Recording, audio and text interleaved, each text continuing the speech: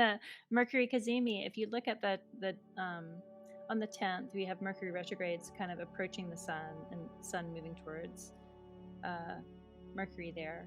And then on the 12th, on Venus Day, we have that Mercury Cazimi. I love Cazimi moments, and having a planet kind of go through that heart of the sun it seems like it gets like a sneak peek into the throne room of the sun. Mercury will go direct later in the month and get out of Aries like in May, but how do each of you use moments of Cazimi just personally? I'll just kind of throw that question out. Janessa, you want to go? I just randomly Sure. picked. Yeah, I guess it depends, but I think I mostly use it as like a reflection point. I really always try to make an effort to, especially with Mercury Cazimis, to like meditate that day and make note of anything that kind of comes to me.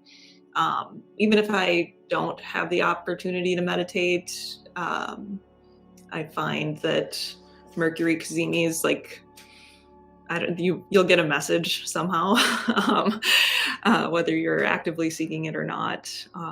So yeah, I kind of look for that, and depending on the situation, it might be a good time to elect to do something. I've definitely done that in the past too. Yeah, and it looks like it happens just past midnight UK time, so that'll be at like 7 o'clock for the East Coast. So for those in Europe, it might come through in a dream. Mercury as a psychopomp kind of coming through, but we'll be awake in the States, and all the way over to Australia, they'll be awake.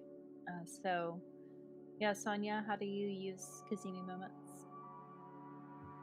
Yeah, much the same as Janessa. Sometimes I will light a candle to Mercury and do a little ritual for him, because it never hurts to help make some offerings to him and like work with him more consciously. And this is a really good time.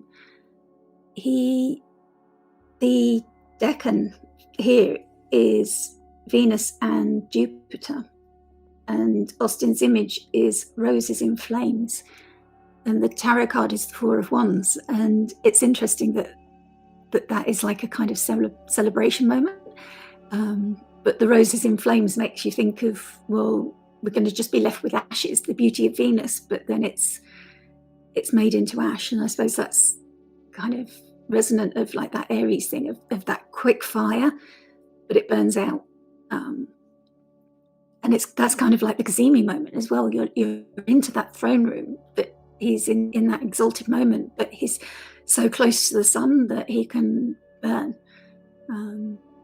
But if you're brave enough to stay and get the message and just risk that moment, and Mercury being reborn as well as the morning star, it's a chance for us to, I've written down a new way of experiencing embodiment, like a chance to step into our dream. If we're seeing this April astrology as like a transition phase for us from Pisces to Aries to Taurus, what they're bringing us, the challenges of Pisces, and then the fieriness of the Ariesness moving through to the Taurus breakthroughs that are going to be offered, and the eclipse is there, and then this retrograde happening at the same time. Like, looking back, it's like, are we going to step into this embodiment that Mercury is now offering? And this is kind of like the moment of, do we see what it is? That the eclipse is showing us a message, and now Mercury is, and we've had these dreams come through, and it's like all these multiple chances. And astrology is that. There's lots of new beginnings in astrology. We get the new moon every month. But this April, particularly out of the whole year, when we do our year ahead planning, April really stood out with all these significant transits happening. And it just feels like this Cazimi as well is one of those moments of do something to try and connect, even if it is in your dream, of like a conscious maybe prayer to Mercury, or find his image, or make the sigil of the glyph of Mercury, or just something just to be conscious that this is his day of being in that exalted room with the sun, getting his messages, changing his cycle, making a new cycle for us. And I love that the moon is in Mercury's sign as well. I think that was a nice little wink.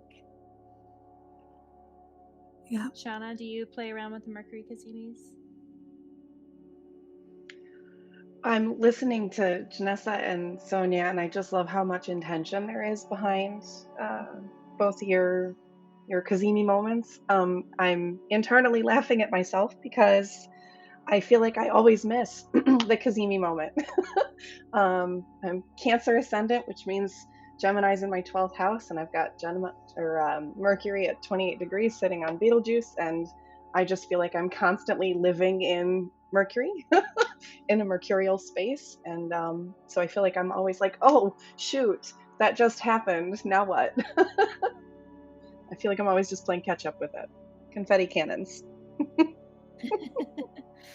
Mercury is the trickster as well.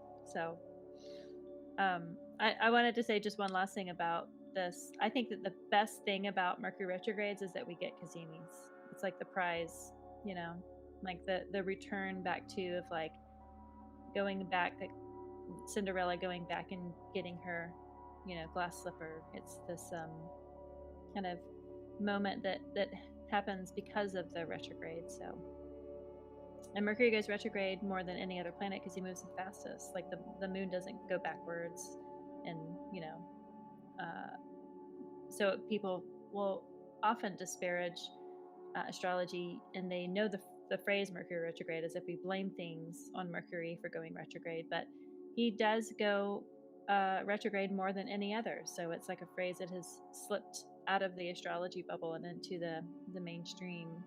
But there's a reason for that. So